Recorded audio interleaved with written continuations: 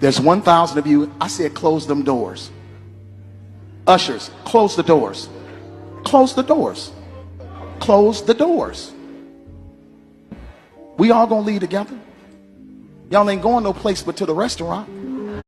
So this is a situation that many of the saints have known about for a while and already reacted to and already done content about. This whole Marvin Sapp situation where he basically asked for $40,000. It's now made its way to the shade room, and the secular folk are talking about it. And the main point that's jumping out to them is basically him saying, close the doors, and trying to refuse people their right to leave.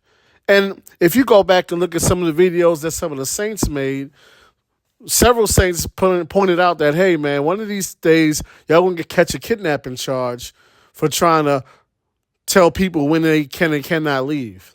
And that's really the craziest part.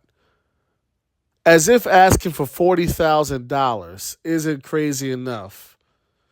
You ask for it in one day. You don't tell anybody what it's for or what it's going to be used for. But that's not even the worst part.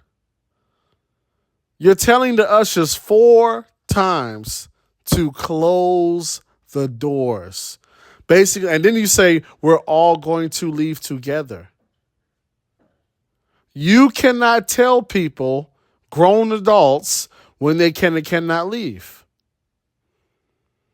I know in church we have this thing where, it's rude or it's not, it's ungodly to leave before the benediction. I hear all of that. But at the same time, you cannot force people to stay for the benediction. And this is not the first time this has happened. I've seen and heard plenty of pastors do this. Sometimes they're raising money and sometimes they're not. Sometimes they're just up there going on and on and on for a long, extended period of time. Don't know when to wrap it up. And so after a while, people say, you know what? This is kind of going on for a while. I'm just go ahead and go home.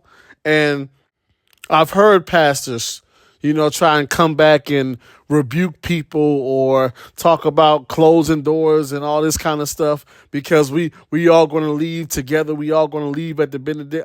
I've seen and heard that plenty of different times. And what happens is pastors get, especially nowadays, they gain a certain level of influence and popularity, and they become idols to certain people, and they become celebrities in their own right. And they kind of get a big head, and they get a lot of power, and they can get drunk off the power. Because at no point in time should you ever think it's acceptable for you to tell people when they can and cannot leave the building. Like that's just out of bounds. You can't tell people, oh, you can't leave right now. You can't tell the ushers, hey, don't let nobody out. That's why he had to say it so many times, because they're thinking there's no way he really means close the door and don't let nobody out. There's no way he actually means that. That's why he had to keep saying it, because they like, that's not what he really means. But no, that's what he really meant. Like he got lost in that power right then and there, because that's completely out of bounds. And this is a very, very bad look.